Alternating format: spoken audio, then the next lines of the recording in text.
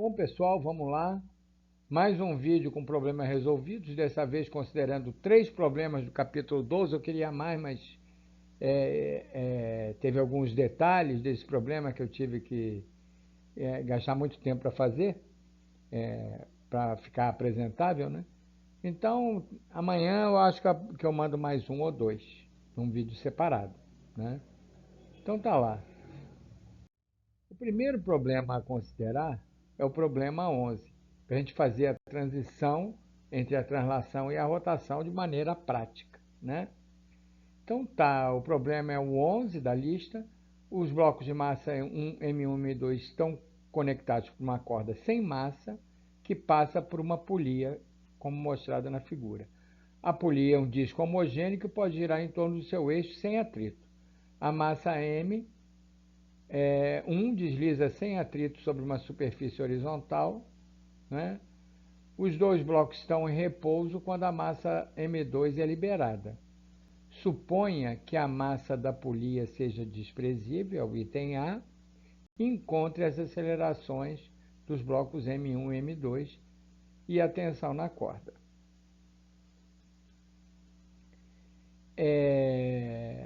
E no item B, né, é para supor que a polia tem massa MP e o raio é R, né? Mas vamos lá. Então tá lá, o item A, né, a corda é sem massa, a polia é sem massa, a força na corda tem que ser igual nas extremidades, porque a corda é sem massa e a polia também é sem massa, né?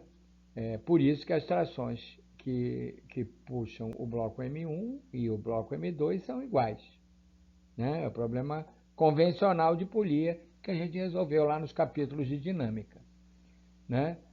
Então, a equação é muito simples, né? A força T é igual a M1A, segundo a lei de Newton para o bloco de cima, e M2G menos T é igual a M2A, considerando a aceleração positiva para baixo, né? E, então eu posso escrever que M2G é igual a M1 mais M2A e A é M2 sobre 1 mais M2G, né? Como a gente esperava que acontecesse. Eu não calculei a tração, mas é fácil vocês calcularem, porque T é igual a M1A. É só multiplicar isso por M1, né? Vocês vão ver que dá a resposta que está aí no livro. No livro não, na lista, né? Complica um. Bom, quando a polia tem massa, complica um pouco.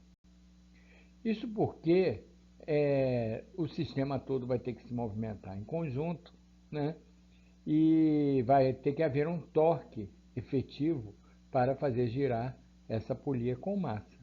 Então, vai ter que ter forças diferentes, né, nesses dois lados da polia aqui, porque senão o torque seria nulo. Então, aqui tem a tração T2 e aqui também T2, porque essa porção da corda é sem massa, a tração nas extremidades da massa tem que ser igual. A mesma coisa com essa porção das extremidades da massa, nas extremidades da corda. Esse trecho aqui também é sem massa e a tração tem que ser igual nas extremidades. Por isso que as trações que puxam o bloco, que fazem a polia girar, são iguais nessa porção da corda. Tá? Então, eu posso escrever as equações para cada parte aqui do meu sistema. Então, de novo, T1 é igual a M1A, segundo a lei de Newton aqui. M2G menos T2 é igual a M2A, segundo a lei de Newton aqui.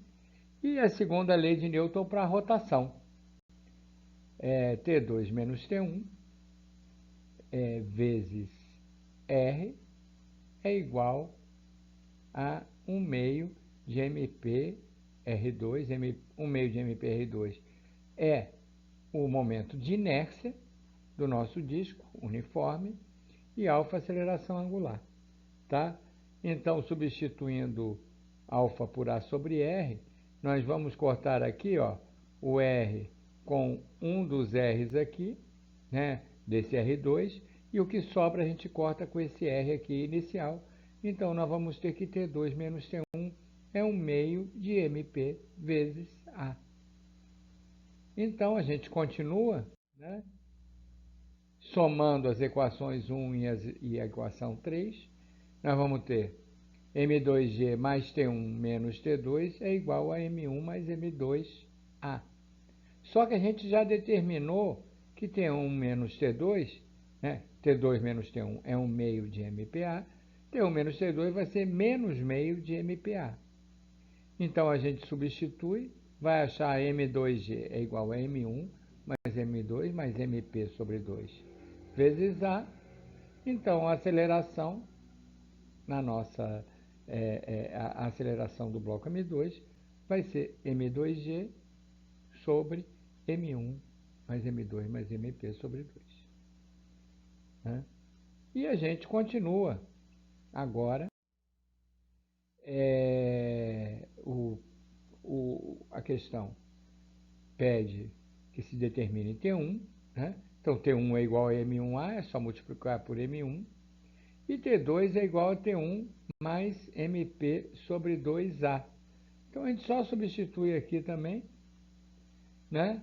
E chega a M1 mais MP sobre 2 vezes M2G sobre M1 mais M2 mais MP sobre 2A. E chegamos ao fim do problema. É um pouco trabalhoso, mas não é complicado. A seguir, nós temos a questão 17. Né? Ela é interessante porque trata do rolamento sem deslizamento. Né? Então, aqui nós temos uma esfera de massa de 400 gramas, raio de 4 centímetros, que é liberada a partir do repouso do topo de uma rampa inclinada em 25 graus em relação horizontal. A rampa tem comprimento de 2,1 metros. A esfera rola sem deslizar. Lembrando que a gente discutiu em aula, né, e está no livro também, no rolamento sem deslizamento, a velocidade do centro de massa da esfera é igual a ômega, a velocidade de rotação da esfera, vezes o raio. Né? Essa é a condição que tem que se ter para ver o rolamento sem deslizamento. Tá? Então, a pergunta inicial é qual é a velocidade angular da esfera no final da rampa e qual a fração da energia cinética da esfera é rotacional. Então, vamos lá. Então, primeiro, a gente escreve a segunda lei de Newton, né? mg seno θ menos a força de atrito é igual a ma, a aceleração com que está descendo a nossa esfera, né? E também que o torque, né, exercido pela força de atrito, tem que haver esse torque, senão ela não vai rolar sem deslizar, é igual a I alfa, né? O torque FA vezes R é igual a I alfa. Dá 2/5 de mR2, que é o momento de inércia da esfera, vezes A sobre R. De novo, corta tudo aqui, eu vou ter que FA é 2/5 de massa vezes aceleração. Determinei a força de atrito. Determinei uma segunda lei de Newton, entre aspas, para a força de atrito. E, finalmente, mg seno θ menos força de atrito, que é 2/5 de ma, é igual a ma, corta a massa toda, não precisa da massa para resolver o problema, né? Então, nós temos que mg seno θ é igual a 2/5 de ma, menos 2/5 de ma é igual a ma, então nós teremos que A é 5/7 de g seno θ, fazendo as contas todas, tá? Então, a gente faz as contas, vai achar que A é 2,96 metros por segundo ao quadrado. A velocidade no fim da rampa a gente acha usando a equação de Torricelli. Chegamos a 3,52 metros por segundo. E ômega é V sobre R, que é 3,52 metros por segundo por 4 centímetros. Né? Vai dar 88,1 radianos por segundo, resposta muito semelhante à dada na lista. Um pouco mais complicado é calcular a fração rotacional da energia, né? Da energia cinética. Né? Mas vamos lá. A energia cinética total vai ser 1 meio de mv2, energia cinética de translação da esfera, tá? Mais 1 meio, esse 2/5 de mr2 aqui é o momento de inércia da esfera, então 1 meio de I ômega 2. Somando tudo aqui, vai dar 7, e botando 1 meio de mv2 em evidência, vai dar 7/5 de 1 meio de mv2. A energia rotacional como a gente já viu, já que V igual a ômega R, aqui 1 meio de mr2 ômega 2 é 1 meio de mv2, então a energia rotacional é 2/5 de 1 meio de mv2. Então, a energia cinética rotacional dividido pela energia cinética total é igual a 2/7, como a resposta do livro fala. Né? Finalmente, nós temos um problema de colisão envolvendo rotação. Né? Então, o problema fala de um cubo de massa m, esse aqui, que desliza sem atrito com velocidade v0. Então, ele sofre uma colisão perfeitamente elástica, com extremidade inferior de uma haste de comprimento de massa 2 vezes a massa dele. A haste está presa a um eixo livre de atrito que passa por seu centro. Inicialmente encontra-se na vertical em repouso. Que grandezas são conservadas na colisão? É a primeira pergunta. Qual será a primeira pergunta? A segunda é qual será a velocidade do cubo, módulo e orientação após a colisão? Né?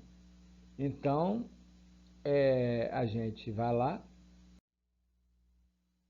né, e observa. Primeiro, na colisão elástica, a colisão é elástica, perfeitamente elástica, portanto a energia mecânica se conserva. A primeira lei de conservação. Agora a gente tem que observar uma outra coisa interessante. No momento da colisão, ou seja, logo antes da colisão e logo depois da colisão, as forças externas que atuam sobre os dois blocos, quer dizer, sobre a haste e os blocos, é nula. Né? E mesmo que a gente considera que tem aqui peso e normal, né? E aqui tem peso e normal do eixo e tal, nenhuma dessas forças individuais exerce torque. Né? Mesmo que a soma fosse zero, de repente elas podiam exercer torque, mas não exercem. E, por outro lado, as forças internas ao sistema durante a colisão, né, são iguais e opostas. E a distância dos dois, a distância ao eixo dos dois objetos, dos dois corpos rígidos, entre aspas, né? Aqui tem um corpo rígido, aqui que é um cubo em translação, mas não importa, né? O torque, que vai ser igual a força tangencial vezes a distância ao eixo, ou R vetorial P, mas não importa. O que importa é que os dois torques são opostos. Então, o torque se anula. O torque total se anula. Se o torque se anula, o momento angular é constante. Tá? Então, são as duas leis de conservação que a gente vai ter que atender. Bom, para começar a resolver o item B, nós temos que usar as leis de conservação das quais nós falamos no A. Nós temos que escrevê-las, né? Então, tá lá, ó. Energia cinética, 1 meio de mv0 ao quadrado, é igual a 1 meio de mv2, onde V é a velocidade do bloco depois da colisão, mais 1 meio de I ômega 2, onde I é o momento de inércia da haste e ômega é a velocidade angular da haste. Né? E quanto ao momento angular, está aqui, mv0d sobre 2 vai ser igual a mvd sobre 2, né? Mais I ômega.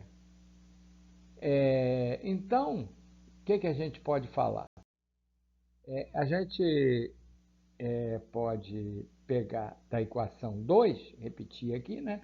A equação 2, nós temos que I ômega é md sobre 2 V0 menos V, tá?